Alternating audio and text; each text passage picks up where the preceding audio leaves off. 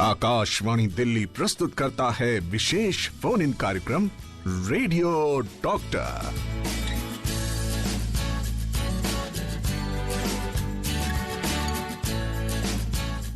नमस्कार, radio doctor के नए अंक के साथ आपकी दोस्त शालिनी मित्तल स्वीकार करिए मेरा नमस्कार। आज एक इम्पॉर्टेंट डे है। आज है world down syndrome day. Down syndrome कौन सी एक सिंड्रोम का नाम है, ये हम सब जानना चाहते हैं और इसके बारे में बहुत सारी जानकारी मुझे पता है कि आप सब भी जानना चाहते होंगे और कुछ हमारे श्रोता होंगे जो इसको जानते होंगे, कुछ ऐसे होंगे जिनके मन में कुछ जानकारी जानने की इच्छा भी होगी। आप सभी का स्वागत है इस कार्यक्रम में, क्योंकि कुछ जानना, हमारी जानकारी में बढ़ावा करना, स्वास्थ्य से संबंधित बातों को जानना, यही तो उद्देश्य है हमारे इस कार्यक्रम का, जिसका नाम है रेडियो डॉक्टर। तो आज का जो ये कार्यक्रम है, ये अंक हम लेकर आ गए हैं। हमारे स्टूडियो में आज 2 रेडियो डॉक्टर्स मौजूद हैं, हमारे गेस्ट हैं। उनका स्वागत सबसे पहले करेंगे। हमारे साथ हैं डॉक्टर विकास धिकव, आप न्यूरो साइंटिस्ट हैं, department of health research, ministry of health and family welfare, government of India में। डॉक्टर साहब, बहुत बहुत स्वागत है आपका। जी नमस्कार, शुक्रिया। हमारे साथ दूसरी हमारी रेडियो डॉक्टर हैं डॉक्टर श्वेता शर्मा, आप सीनियर फिजियोथेरेपिस्ट हैं, doctor RML hospital New Delhi में। बहुत बहुत स्वागत डॉक्टर श्वेता आपका भी। बहुत बहुत नमस्कार। तो जैसा मैंने बताया, आज का जो अंक है वो है वर्ल्ड डाउन सिंड्रोम डे पर। तो सबसे पहले जानेंगे डॉक्टर साहब, ये बताइए डाउन सिंड्रोम क्या होता है। जी देखिए, बड़ा इम्पोर्टेंट विषय आपने चुना है, क्योंकि जो अनुवांशिक बीमारियां होती हैं उनको उतना ध्यान नहीं मिलता है, उतना टेंशन नहीं मिलता है जितना मिलना चाहिए। पूरी दुनिया की ये कहानी है, सिर्फ इंडिया में नहीं है। तो डाउन सिंड्रोम एक किस्म की, जैसा हमने कहा, कि आनुवांशिक बीमारी है और ये लगभग 700 में से एक बच्चे को होती है। तो बच्चा पैदा ही ऐसा होता है। तो बच्चा पैदा इसलिए ऐसा होता है कि हमें मालूम है कि 23 पेयर होते हैं क्रोमोसोम्स के, तो जो गुणसूत्र हैं उनके, तो 23 क्रोमोसोम्स में से जो 21वां क्रोमोसोम है, तो 21वां क्रोमोसोम का एक कॉपी एक्स्ट्रा हो जाता है। तो 2 की बजाय आपके 3 क्रोमोसोम हो जाते हैं, तो आप XXY हो जाते हैं। तो जो बच्चा है वो फ्लोपी बच्चा पैदा होता है, यानी कि हाइपोटोनिक बच्चा होता है। वो एक किस्म से उसकी मांसपेशियां इतनी डेवलप नहीं होती हैं, और बड़े जैसे जैसे बच्चे होते हैं डाउन सिंड्रोम के, तो उनकी बौद्धिक क्षमता का विकास वैसे नहीं होता है जैसे नॉर्मल बच्चे होते हैं। तो एक किस्म की आनुवांशिक बीमारी है, हालांकि इनहेरिटेड नहीं है। ऐसा नहीं है कि पेरेंट्स से आपको मिल गई है। तो एक किस्म का रैंडम म्यूटेशन है क्रोमोसोम्स में, जो कि 21वें क्रोमोसोम में होता है। और आज देखिए 21 तारीख है मार्च की, खासतौर पर शायद इसीलिए इसको चुना गया है इस डेट को, कि ये रिप्रेजेंट करता है, 21 तारीख है और वर्ल्ड डाउन सिंड्रोम डे है। जी जी जी, जी। तो ये भी जानना चाहूंगी मैं कि जैसे आपने बताया ये अनुवंशिक है, ये है, आपकी बाय बर्थ होती है, लेकिन आपने कहा जरूरी नहीं है कि अगर पेरेंट्स में हो तो बच्चे में हो। तो डॉक्टर श्वेता, आपसे भी जानना चाहूंगी कि ये क्यों हो जाता है, कोई कारण है इसका? जैसे कि सर ने बताया, कारण तो यही है, क्रोमोसोमल डिफेक्ट है ये। और लेकिन होने के बाद अक्सर देखा गया है बच्चों में बहुत तरह की प्रॉब्लम्स देखी जाती है। माँ बाप ये देखते हैं कि जो बच्चा है उनकी जो मसल की टोन है वो पूरी तरह से डेवलप नहीं है जैसे हमारी नॉर्मल टोन है। तो इन बच्चों में हाइपोटोनिया पाया जाता है, प्लस इसके साथ एसोसिएटेड प्रॉब्लम्स, जैसे हम एक उम्र पे बच्चा गर्दन संभालता है, बैठना सीखता है, माइलस्टोन हम इसे बोलते हैं। तो इन बच्चों में माइलस्टोन्स डिले होते हैं, जिसकी वजह से उसका जो नॉर्मल सिटिंग पोस्चर है, बैलेंस की प्रॉब्लम है, संतुलन बनाना, किस तरह से कांटेक्ट करना है, कॉग्निटिव प्रॉब्लम, सेंसरी जो डेफिशिएंट्स होते हैं वो भी इन बच्चों में बहुत ज़्यादा पाए जाते हैं। तो हम इस बारे में और बात करेंगे और जानकारी हम अपने स्पेशलिस्ट से लेंगे। आप भी कुछ पूछना चाहते हैं तो आप हमसे सीधे इस कार्यक्रम में जुड़ सकते हैं। हमारे फ़ोन नंबर्स हैं, फ़ोन लाइंस खुल गई हैं, 01123421080 और 23421082। कुछ भी आपके मन में शंका है, कुछ जानना चाहते हैं डाउन सिंड्रोम के बारे में, तो हमारे ये 2 एक्सपर्ट्स यहाँ स्टूडियो में 4 बजे तक रहेंगे। आप इनसे सीधे फ़ोन पर बात कर सकते हैं। और अगर आप व्हाट्सएप करना चाहते हैं तो आप हमें व्हाट्सएप करिए 9868107070 पर। और डाउन सिंड्रोम की अगर हम बात करते हैं आज, क्योंकि वर्ल्ड डाउन सिंड्रोम डे है, इसकी एक थीम भी है, उसके बारे में हम बात करेंगे, क्योंकि हमारे एक लिसनर हमारे साथ जुड़ गई हैं फ़ोन लाइन पर। पहले इनसे बात कर लेते हैं। हेलो, नमस्कार जी। जी नमस्कार। आप सबको, डॉक्टर्स को नमस्कार। मैं मिसेस बेदी बोल रही हूँ पंचकूला से। जी मिसेस बेदी, बताएं आज क्या प्रश्न करना चाहती हैं आप? डॉक्टर साहब, पहले तो ये बताएं कि ये कौन से मंथ में डाउन सिंड्रोम टेस्ट होता है और क्या उसके बाद बेबी को अबॉर्ट करा सकते हैं? चलिए, बहुत बहुत धन्यवाद प्रश्न करने के लिए। हम पूछ रहे हैं डॉक्टर साहब से, कैसे टेस्ट किया जाता है डॉक्टर साहब? जी देखिए, प्रक्रिया होती है। आप देखिए कि अगर मान लिया फीमेल की एज 35 से ऊपर है तो एक किस्म से मैंडेटरी ही है ये जांच करवाना, क्योंकि एज के साथ इसका डायरेक्ट कोरिलेशन है। अच्छा। हालांकि आजकल ऐसा बोलते हैं कि जो मेजॉरिटी है डाउन सिंड्रोम के बेबीज वो 35 साल से नीचे की फीमेल्स में ही पाए जाते हैं।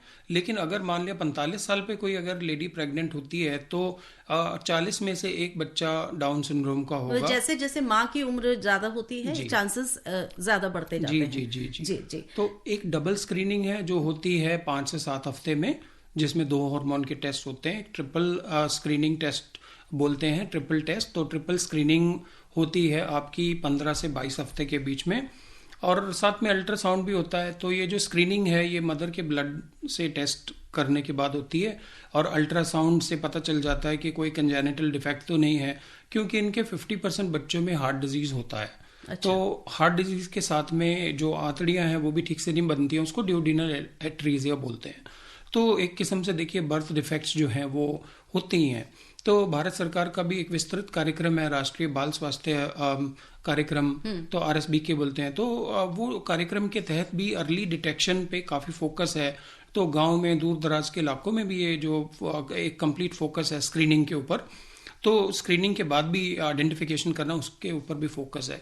एक सवाल इन्होंने पूछा है कि अगर मान लिया पता लग गया कि डाउन का बेबी है और प्रेगनेंसी की ड्यूरेशन जो है वो 2nd ट्राइमेस्टर है तो या फिर उससे एडवांस है, तो देखिए ये फैसला जो है ये आपके गायनेकोलॉजिस्ट और जो मरीज हैं और उसके रिश्तेदार हैं ये आपस में मिलके लेते हैं, और जो गाइडलाइंस के आधार पर निर्णय होता है तो उसके हिसाब से फिर अल्टीमेट फैसला होगा। जी, एक और श्रोता लाइन पर है। हेलो जी नमस्कार। जी जी नमस्कार। जय किशन अग्रवाल साइकिल मार्केट चांदनी चौक से बोल रहा हूँ। जी जी, स्वागत है कार्यक्रम में। मेरा क्वेश्चन ये है, वैसे बता तो इन्होंने दिए ही है अल्ट्रासाउंड को लेकर, क्योंकि जो माँ गर्भवती होती है उसका हर महीने अल्ट्रासाउंड किया जाता है। और चलिए अल्ट्रासाउंड के अंदर तो वैसे एक एक चीज का पता चल जाता है, हर चीज का ऊपर से बनावट तक पता चल जाती है।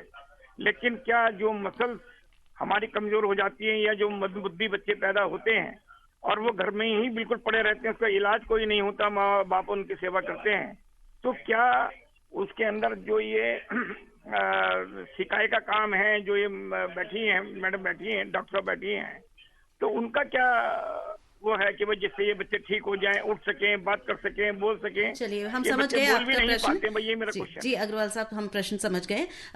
मैडम से हम बात करते हैं। श्वेता मैम हमारे साथ हैं। फिजियोथेरेपी का क्या रोल है मैम, हम जरूर जानना चाहेंगे, क्योंकि आज हम आप के माध्यम से चाहेंगे, बहुत सारे लिसनर्स की क्वेरी है कि क्या डाउन सिंड्रोम जिसको है बच्चे को, उसमें फिजियोथेरेपी किस तरह से कारगर हो सकती है?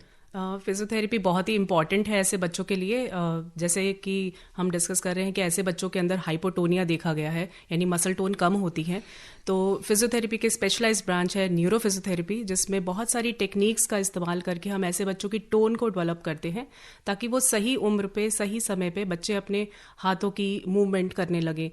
मेनली जो ऐसे बच्चे होते हैं, क्योंकि आप देखेंगे उनका बैठना, गर्दन संभालना, ये सब चीज़ें अफेक्ट होती है। नॉर्मल एज से बच्चे पीछे चल रहे होते हैं। तो हमारी बहुत सारी टेक्निक्स ऐसी हैं न्यूरो फिजियोथेरेपी के अंदर, जिसमें हम बच्चों की कोर मसल्स, जिसमें हम ट्रंक मसल्स है, गर्दन की मसल्स हैं, बैक मसल्स हैं, उनको स्ट्रांग बनाते हैं। धीरे धीरे जैसे जैसे उनमें मजबूती आती है वो बच्चे बैठने लगते हैं, अपनी गर्दन संभालने लगते हैं।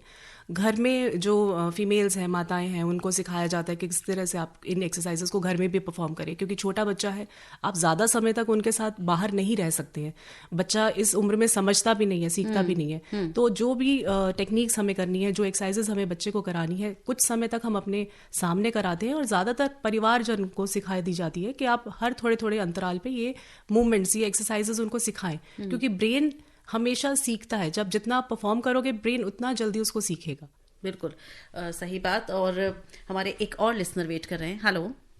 हेलो जी, आप रेडियो डॉक्टर में हैं। मेरा क्वेश्चन भी फिजियोथेरेपी से रिलेटेड है। मेरा नाम कुणाल है। जी कुणाल जी, मैं मैडम से ये पूछना चाहता हूँ कि when is the right time to start physiotherapy, और ये प्रोलॉन्ग कितना लंबा चलता है? जी देखिए, स्टार्ट करने के लिए तो हम यही कहेंगे, early intervention is the best. जितना आप जल्दी इसको शुरुआत में ले आए उतना ही जल्दी फ़ायदेमंद होगा। शुरुआत की बात करें तो हम 2 महीने के बच्चों में भी फिजियोथेरेपी स्टार्ट कर सकते हैं, और लंबा कितना चलेगा ये डिपेंड करता है कि बच्चा कितनी जल्दी ये टेक्निक्स से ग्रोथ ले रहा है, कितनी जल्दी इंप्रूवमेंट आ रही है उसके मसल मास के अंदर, उसके स्ट्रेंथ में, उसके बॉडी के संतुलन में, बैलेंस में। तो जैसे जैसे उसके अंदर इंप्रूवमेंट आना शुरू हो जाती है वैसे वैसे हम उसका ट्रीटमेंट चैलेंजिंग बना देते हैं। अगर आपको लगता है कि अगर बच्चे ने गर्दन संभाल लिया है तो अब मेरा फोकस है उसके बैठने पे, जब वो बैठना सीख जाएगा तो मेरा फोकस होगा वो खड़ा होना सीखे, फिर वो स्टेप लेना सीखे, चलना सीखे, इंटरैक्ट करे, अपने हाथों का इस्तेमाल करे, अपनी बॉडी को बैलेंस करे, चीज़ें पकड़े। पेंसिल बहुत ज़रूरी है क्योंकि आगे जाके बच्चे को स्कूल जाना है, तो पेंसिल पकड़ना, चलाना उसको। तो धीरे धीरे हर स्टेज पे बच्चे की मूवमेंट्स अलग अलग तरीके से कराई जाती है, जो कि बहुत ही सब्जेक्टिव होता है, हर बच्चे का अलग प्रोटोकॉल होता है। जी। और मैंने एक बार बात की थी कि जैसे हर डे होता है उसकी एक थीम होती है, और इस बार की जो थीम है वर्ल्ड डाउन सिंड्रोम डे की वो है इम्प्रूव आवर सपोर्ट सिस्टम्स। तो इस थीम के बारे में आप दोनों का क्या विचार है, एक एक करके आप बताएं हमारे श्रोताओं को। जी देखिए, आपको मालूम है सपोर्ट की तो हर मरीज को जरूरत होती है, और स्पेशली अगर बीमारी ऐसी हो कि जो कि लाइलाज हो लेकिन उसका सपोर्ट सिस्टम स्ट्रांग हो तो आपको बड़ी आसानी होती है उसको डील करने में। तो जहाँ तक बात है सपोर्ट की, पहली सपोर्ट तो फैमिली से ही शुरू होती है। तो परिवार को जागरूक होना चाहिए, बीमारी क्या है, लक्षण क्या है, कब इसको रिहैबिलिटेशन करवाना है, वोकेशनल रिहैबिलिटेशन है या इसकी स्पेशल एजुकेशन है या फिजियोथेरेपी है या मेडिकल ट्रीटमेंट है, किसी भी डोमेन में। तो एजुकेशन अवेयरनेस पहला स्टेप है। दूसरा है जिसको बोलें कि अर्ली इंटरवेंशन, जैसे आपने थोड़ी देर पहले कहा, तो उसके लिए जो आशा वर्कर्स हैं गाँव में, क्योंकि जब हम कार्यक्रम करते हैं तो आपको मालूम है भारत अब भी गांव में बसता है, तो जो आशा वर्कर्स हैं वो घर घर जाती हैं और 48 घंटे से लेके और एक किस्म से 4 से 6 हफ्ते तक एक ये मॉनिटरिंग रहती है कि कोई फ्लॉपी बच्चा उसका आइडेंटिफिकेशन हो ताकि उसको डिस्ट्रिक्ट लेवल पे भेजा जा सके। तो ये दूसरा एक किस्म से सपोर्ट सिस्टम है। तो तीसरा है हम स्प्रेड दी वर्ड, एक आम जनता के लिए जिसको बोलें कि सोशल एक्सेप्टेंस बच्चे की हो। ऐसा ना कहें कि बच्चा जो है वो मंद बुद्धि है या कम बुद्धि है। तो आपको मालूम है कि नॉर्मल IQ 100 होता है, इनका 50 के आसपास बच्चों का रहता है, कुछ का 70-75 भी हो जाता है, माइल्ड जिसको इंटेलेक्चुअल डिसेबिलिटी बोलते हैं। तो आदरणीय प्रधानमंत्री जी ने एक दिव्यांग शब्द दिया है, तो कितना पॉजिटिव है। तो हम सोशली इनको एक्सेप्ट करें, इंटीग्रेट करें और उसके बाद में इनको सपोर्ट करें, डिस्क्रिमिनेट ना करें और ये एक स्टिग्मा जो है उसको दूर हटाएं। तो ऐसा नहीं है कि ये बीमारी होगी है, जैसा आपने शुरुआत में कहा, ये भी BP शुगर जैसे है, एक बीमारी है, उसको जैसे हम जानकारी रखते हैं ऐसे इसके बारे में भी रख रहे हैं। तो इसके बारे में और बच्चों को इंक्लूड करें। डॉक्टर श्वेता आप क्या कहेंगे? जी बिल्कुल यही कहना चाहूंगी कि बाहर आए, बच्चों को लेकर बाहर आए। ये ना सोचे कि मेरे बच्चे में कोई प्रॉब्लम है तो मुझे उसको सोशली बाहर नहीं लेके आना है। तो सबसे ज़्यादा ज़रूरी है पेरेंट्स के लिए ये कि एक तो आप अर्ली उसको, जब आप डिटेक्ट कर चुके हैं, आपको पता चल गया है बच्चे के साथ ये दिक्कत है, परेशानी है, तो आप उसका सही समय पे जल्दी से जल्दी इलाज करें, उसको सोशली इंटरेक्ट होने दें। क्योंकि ऐसा नहीं है, आप देखें लाइफ स्पैन की अगर हम बात करें तो ऐसे बच्चों का लाइफ स्पैन भी अब बढ़ गया है। पहले कम हुआ करता था, आजकल 55-60 तक आराम से बच्चे जो हैं अपनी उम्र लेके जीते हैं। प्लस साथ में वोकेशनल की हम बात करें तो ऑक्यूपेशनली इतने ज़्यादा सक्सेसफुल हैं, जॉब्स कर रहे हैं, बहुत कामयाब हैं, और कुछ तो इतने स्पेशल मतलब एक्टिव और आर्टिस्ट बन गए हैं कि लोग उनको अच्छे नामों से जानते भी हैं। बिल्कुल, बहुत पॉजिटिव बातें आपने बताई। और बिल्कुल डॉक्टर विकास ने भी कहा कि सिर्फ हमें इंक्लूड करना है, इंक्लूसिव सोसाइटी की तरफ हम बढ़ रहे हैं और उसको मेंटली एक्सेप्ट करना है, सिर्फ एक दिखाने के लिए नहीं एक्सेप्ट करना है, हमें पूरी तरह से उन्हें एक्सेप्ट करना है कि वो भी हमारे जैसे ही हैं, बस थोड़े से डिफरेंट हैं। और हर आदमी डिफरेंट है, कौन नहीं डिफरेंट होता। तो चलिए यहाँ पर एक ब्रेक लेंगे, लौट कर आएंगे। आप हमें कॉल करिए 23421080 23421082 पर, और मैसेज करना चाहें तो 9868107070 पर। आप सुन रहे हैं विशेष फोन इन कार्यक्रम रेडियो डॉक्टर। आप सुन रहे हैं कार्यक्रम रेडियो डॉक्टर। आज है 21 मार्च और आज है वर्ल्ड डाउन सिंड्रोम डे। हमारे साथ हमारे 2 रेडियो डॉक्टर्स हैं, डॉक्टर विकास धिकव और डॉक्टर श्वेता शर्मा। हमारे एक लिसनर हमारे साथ जुड़े हुए हैं फोन लाइन पर। हेलो जी नमस्कार। जी नमस्कार, मैं राजेंद्र बोल रहा हूँ, करमपुरा दिल्ली से जी। हाँ जी राजेंद्र जी, आपका प्रश्न।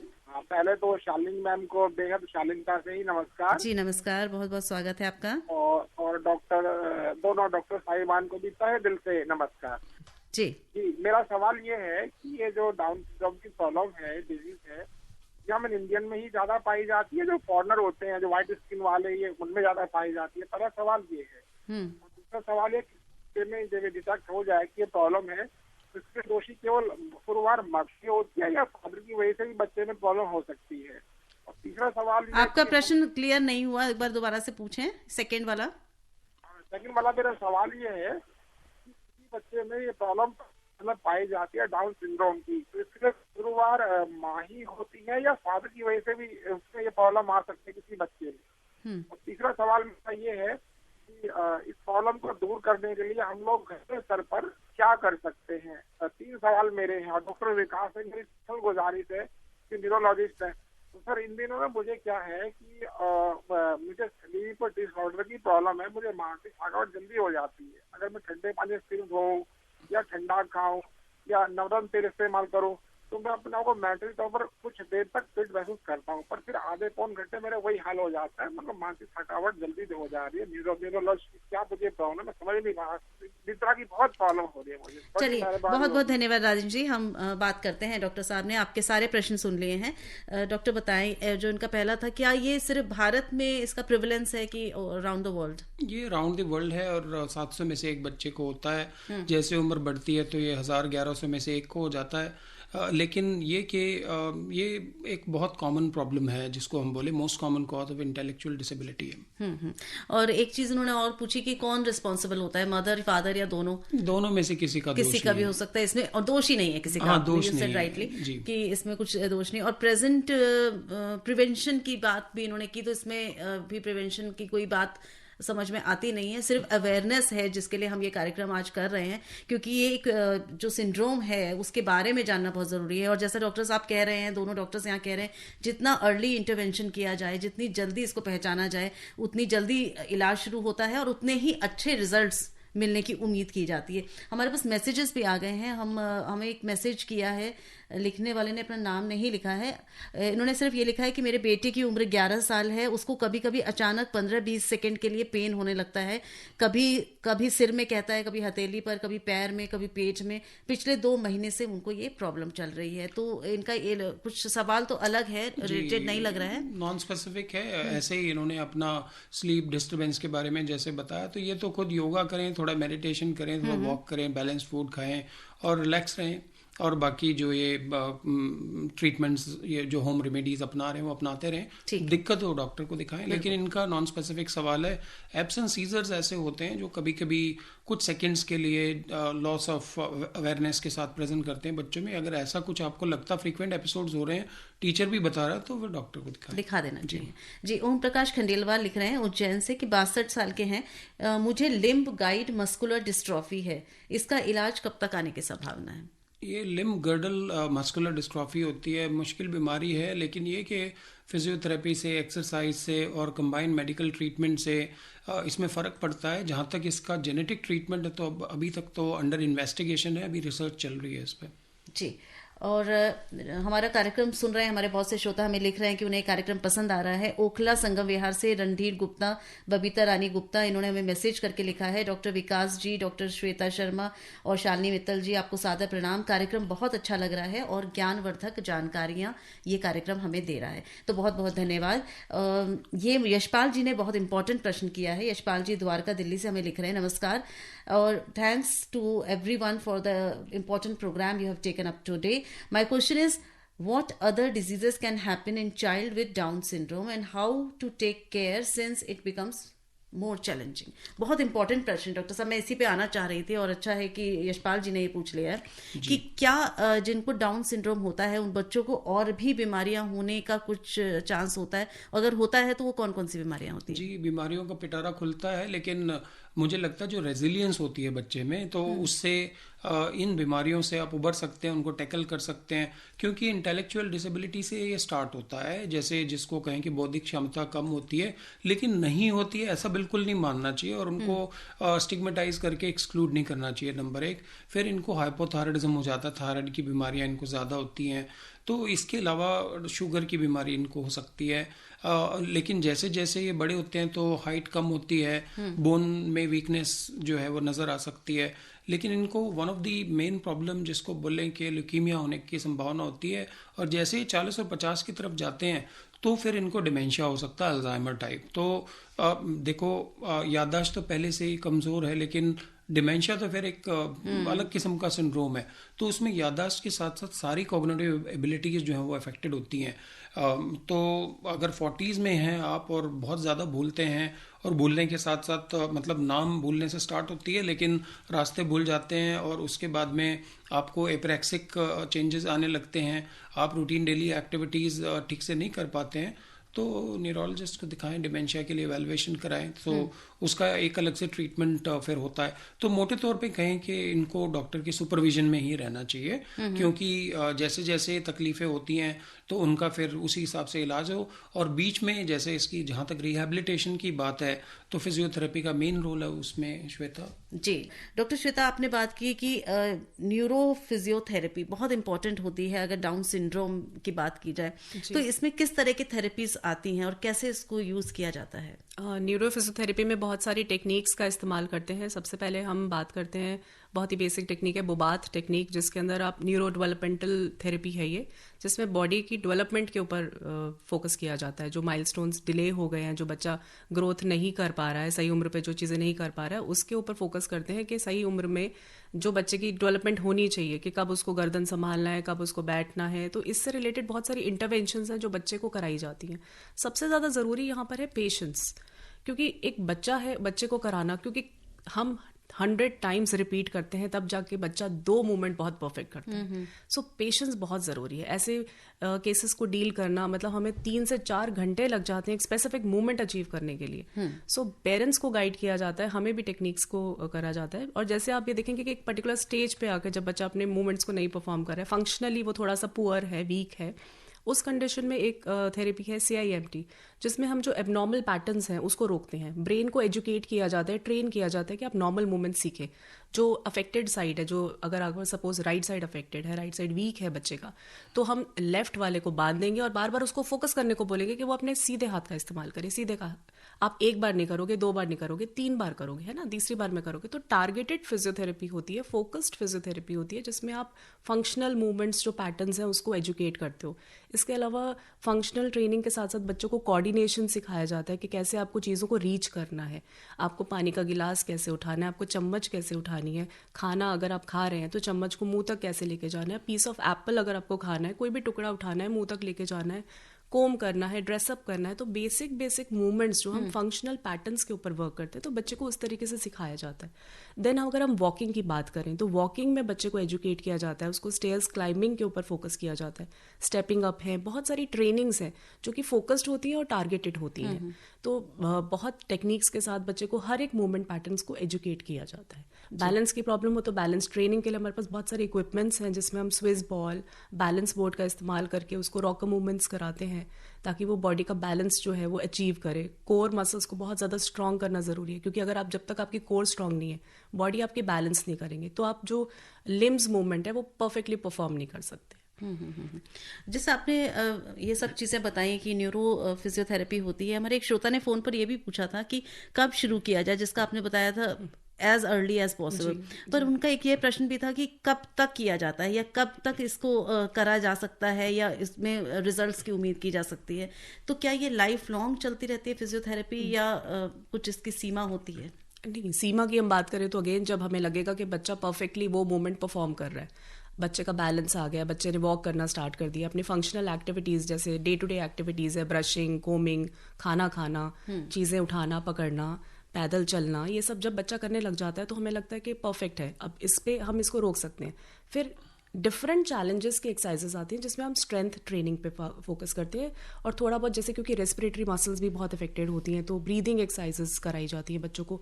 और कार्डियो रेस्पिरेटरी फिटनेस की अगर हम बात करें तो थोड़ा सा एरोबिक रीट्रेनिंग भी होती है, जिसमें बच्चे की पूरी बॉडी के अंदर एरोबिक स्ट्रेंथ या एंडोरेंस की हम बात करें तो वो क्षमता भी बढ़ाई जाती है, ताकि बच्चा नॉर्मल वॉक कर सके, नॉर्मल बात कर सके, जल्दी थकावट ना हो, उसको थके ना, और अपनी फिजिकल एक्टिविटीज़ पूरे दिन की जो दिनचर्या है उसको परफेक्टली परफॉर्म कर सके। जी, हमारे एक लिसनर वेट कर रहे हैं, कुछ पूछना चाहते हैं। हेलो। नमस्कार मैडम। जी नमस्कार मैडम, मेरी एक जिज्ञासा है। जी।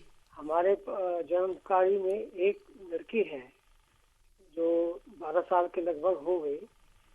वो घर में बिस्तर पे रहती है। अच्छा, वो ना बोल सकती है, ना वो चल सकती है, अपना काम कुछ नहीं कर सकती, और हर काम के लिए उसको सपोर्ट चाहिए होता है।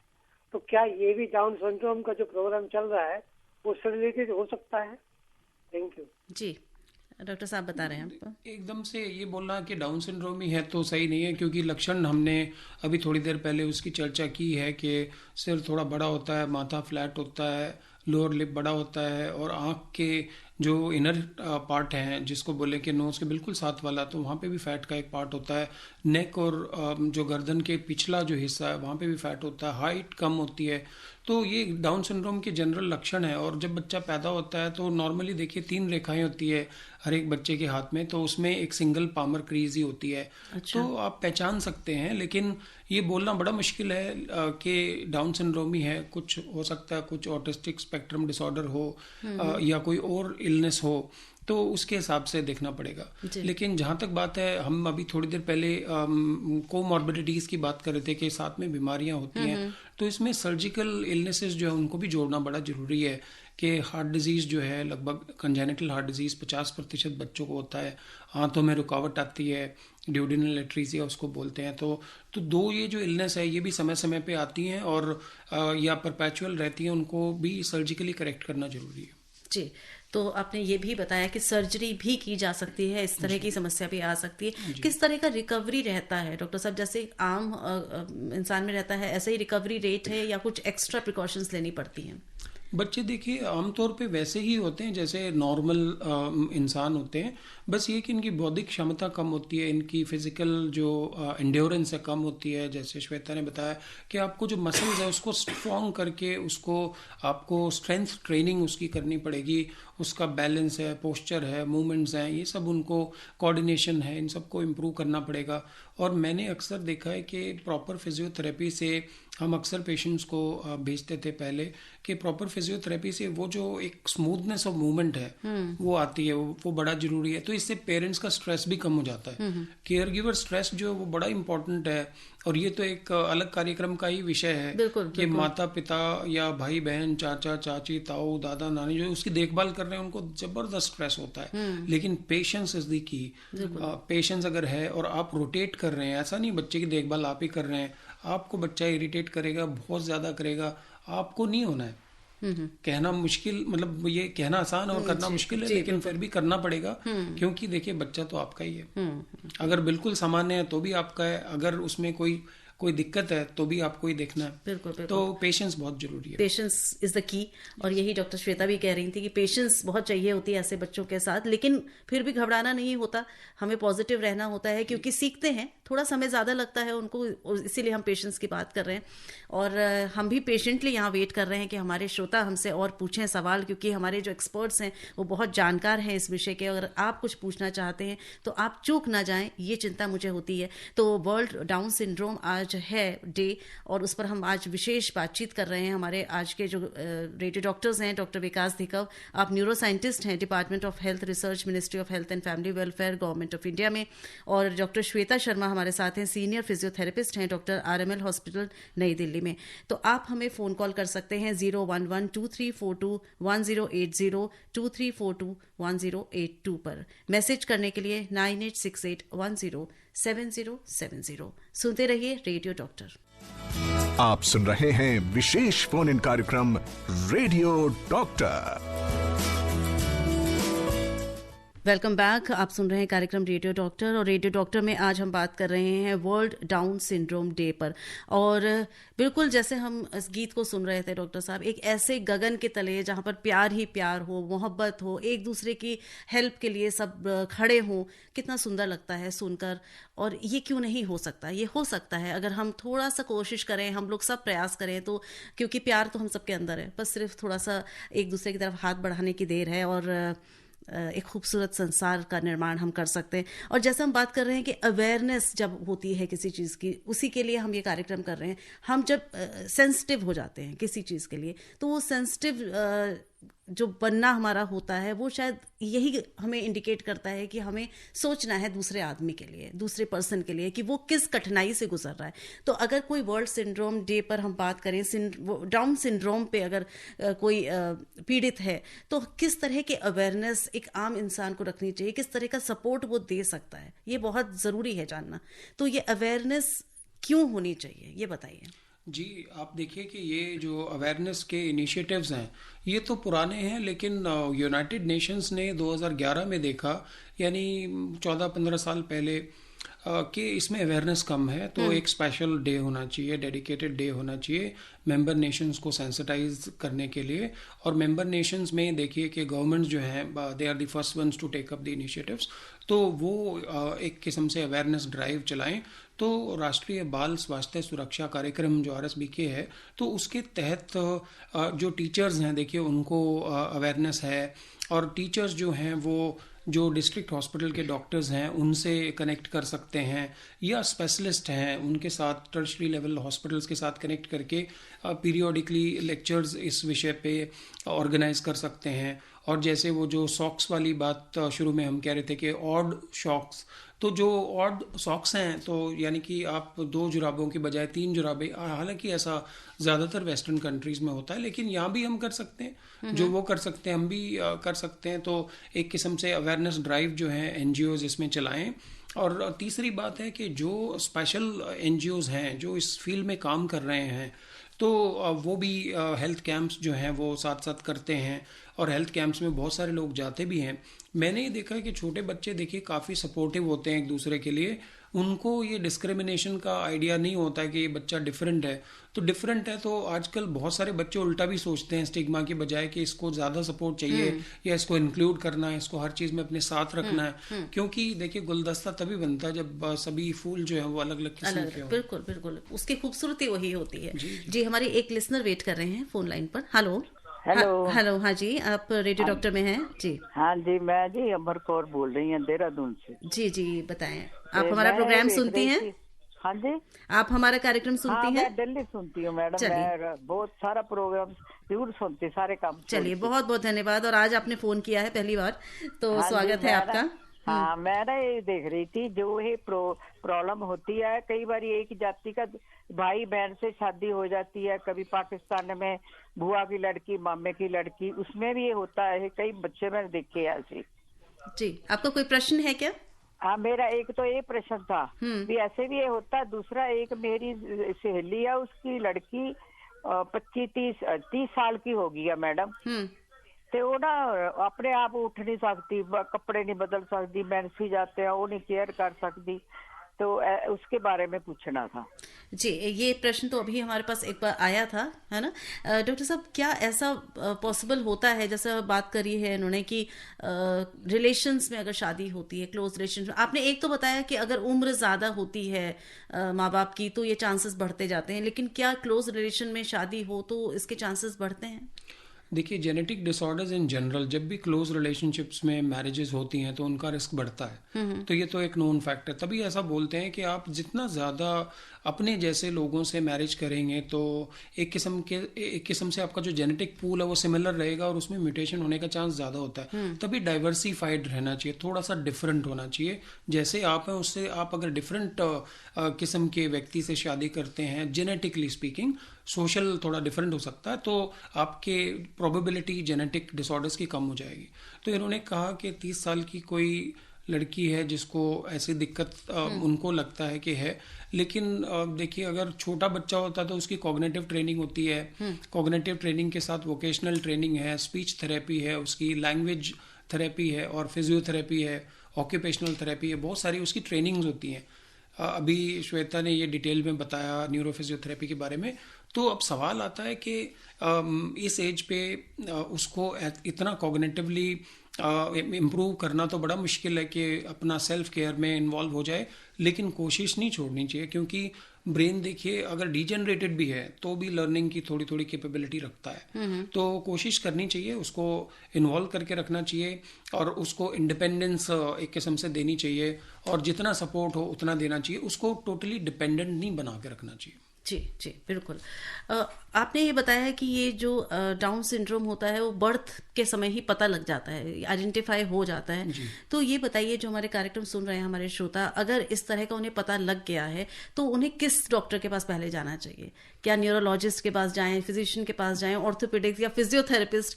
मतलब बड़ा कंफ्यूजन होता है, तो किस डॉक्टर के पास पहले जाएं और किससे गाइडेंस लें, वो थोड़ा सा बताएं। सही बात है। आप देखिए कि जितना मेडिसिन का डेवलपमेंट है तो डॉक्टर्स की स्पेशलिटी भी बढ़ती जाती है, वो हो गई।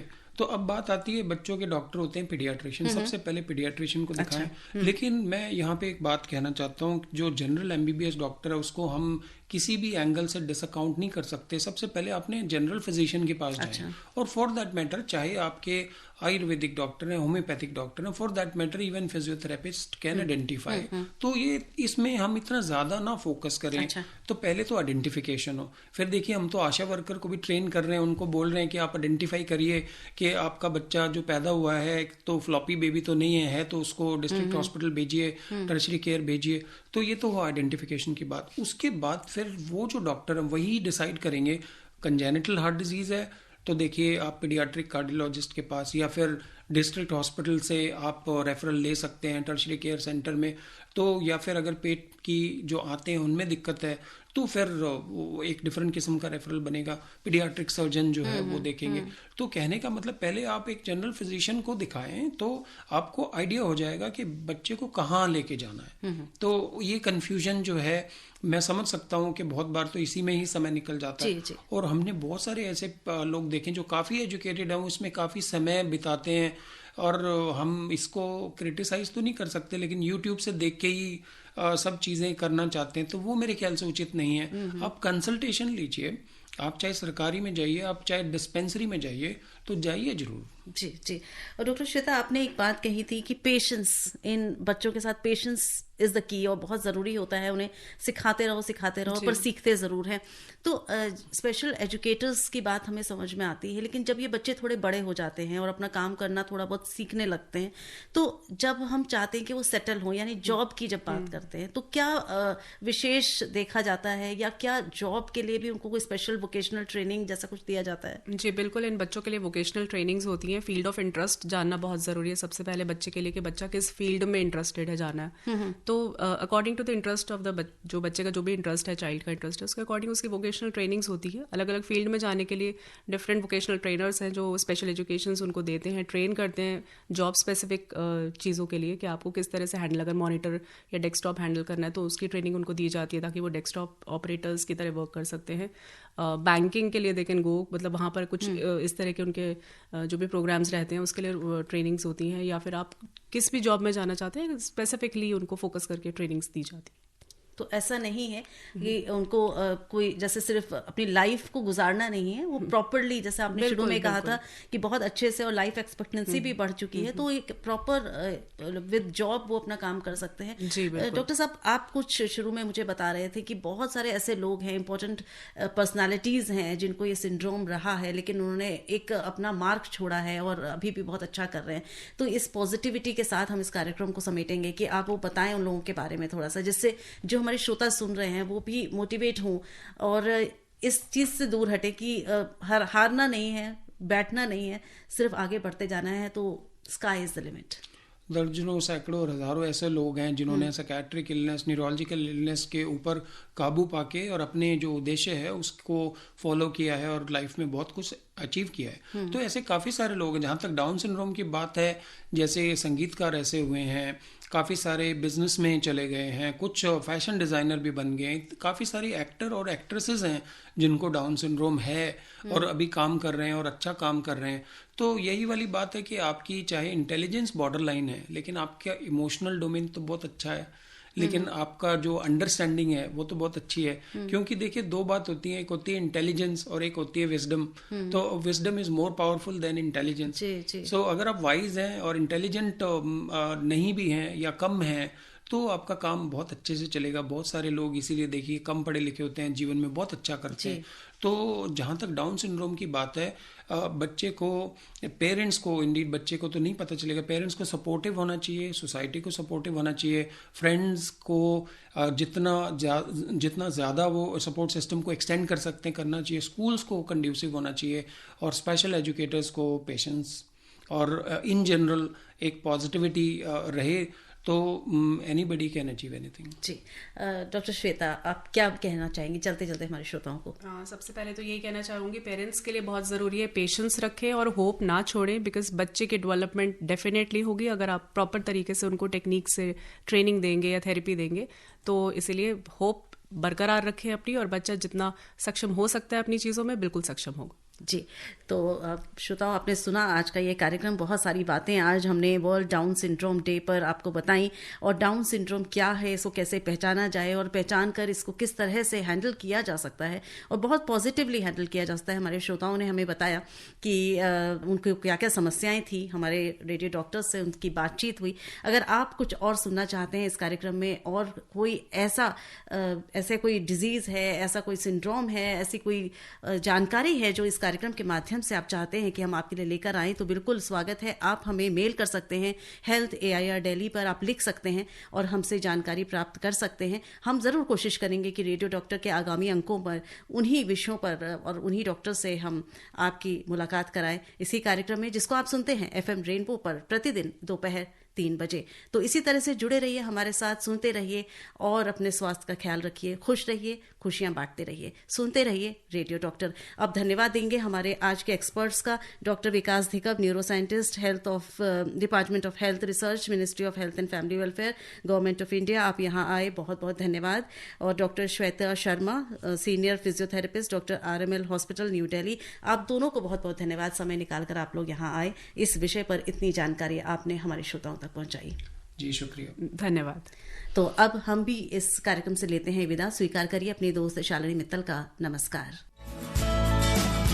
अभी आप आकाशवाणी दिल्ली से विशेष फोन इन कार्यक्रम रेडियो डॉक्टर सुन रहे थे। कार्यक्रम की प्रस्तुतकर्ता थी शालिनी मित्तल।